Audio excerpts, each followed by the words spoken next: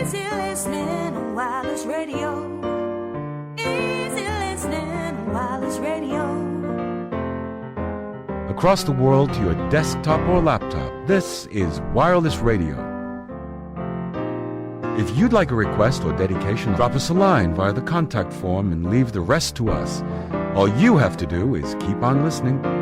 Wireless radio. In May, the Miss Fylde Coast competition took place in St Anne's. They were looking for a qualifier to go through to the Miss England competition and hopefully the Miss World final itself. We went along to the Dalmeny Hotel for the Miss Fylde Coast final and asked Mark, the organiser, how it all worked. My name's Mark Jones and I'm the regional organiser for Miss England in the North West. And what does that involve? Absolutely everything from recruiting all the contestants to organising the events, finding sponsors, making media partners like yourselves. So the whole kit and caboodle. It's been 12 months in the making to get to this point today.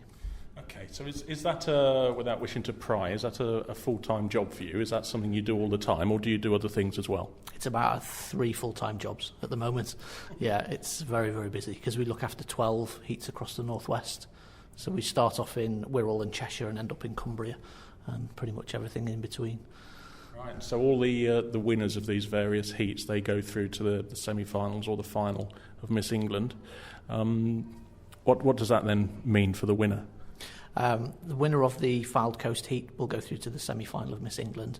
It'll be another day very similar to today where they have a photo shoot, they'll have interviews with the judges, so they'll give them a bit of a grilling in the nicest possible way. And then from the semi-final, they'll choose about 12 girls to go through to the Miss England final.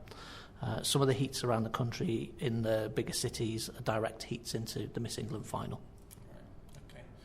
Okay. We've asked this question of the girls as well. Beauty contests as such have had a bit of a bad press over a number of years. People say, oh, it's disgusting, it's tacky, it's this, that and the other. Is it tacky? It's not a beauty contest for a start. What we've said from the outset in Miss England and Miss Fylde Coast is that we're looking for an ambassador for Fylde Coast. Someone who the girls can look up to, because as you look around celebrity world, there aren't that many great female role models. So on a local scale, what we're looking for is someone who's going to be an ambassador for Fylde Coast, someone who obviously looks after themselves and therefore portrays a good image to the people who are looking up to them, someone who wants to do some good in Fylde Coast. So if you were to ask me now, is it the aesthetically best looking girl in the room who's going to win today? Possibly not.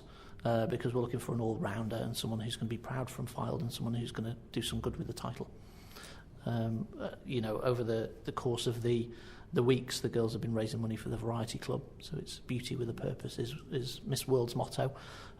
So it's not a case of turning up in a venue in your bikini and stilettos, standing on the stage and somebody thinking you're good looking. The girls have spent 2 months out raising money. They've done publicity campaigns, they've canvassed for public votes, so they've worked really hard for where they are today. Okay, so the winner of this goes through to the semi-final of Miss England, hopefully the final, and then Miss World and beyond. What else would you expect the winner of a heat to do once they've got that title over the following year? What we'd want the winner of Miss Fylde Coast to do or to be is, as I said, an ambassador. So if there are things going on in and on the Fylde Coast, we want them to be involved. If there are good causes that they want to get involved with, it opens some doors for them. Some of the girls want to go and be models, some of the girls want to raise money for charity. Everyone who enters has their own reason for entering, and we want to try and honour that and help them as much as we can over the next 12 months to realise whatever it is that they wanted from us. Okay, and from a personal point of view, you're surrounded by all these nice young ladies for most of the year. Is it fun? It's not as fun and glamorous as it looks. I'm sure it's better than most jobs, and most gentlemen will be, sat at home thinking that sounds like the ideal job. It's very long hours, but yeah, I'm sure there are worse jobs out there. Yes. From a woman's point of view, do they have to have the bathing costume parade? Is that part of the contest? That's a really good question, and I think most people's perception of, I'm doing that inverted commas thing that your listeners won't be able to see, beauty contest, is that it's all about, the bathing beauty contests of the 50s, 60s and 70s. We haven't done a bathing round this year. It's been banned because our current Miss England, Lance Corporal Katrina Hodge, has canvassed. We wholeheartedly agree that the thing that most people complain about, if anything, about this is the bathing round. And it's not what we're looking for. So it's been replaced this year at the Miss England final with a sports challenge. Fantastic. It's something a little bit different this year. I think we ought to ask the girls what their challenge was. That sounds really, really good. Thank you. Okay, so what is the format of this competition then? You have your people enter, then what happens? Okay, they enter, they send through the photographs and a profile about themselves. From there, we will select a number of girls who we think will be suitable for the final, obviously based on the photographs and the profile that they send through, so we get a real good image of their personality. They'll all get a phone call for a quick phone interview and to offer them a place in the final. Not everyone who gets a place in the final ends up here today, because one of the challenges that we set is to raise a minimum amount of funds for the Variety Club Northwest. Across the 12 heats, we hope to raise £50,000 for the Variety Club, and we're on target at the moment, so that's good. Some of the girls will obviously decide they've got cold feet and withdraw from the competition, and that's okay, because we're looking for someone who's confident, who's outgoing, who wants to do good in the area. So all these kind of little challenges that we set over the couple of months brings us to however many we have in the final today. The girls have all had a good grilling by the panel today, and they'll be introducing themselves to their friends and family in the audience a little bit later on this evening. When we announce the awards, we've got the popularity award for the girl who got the highest public vote.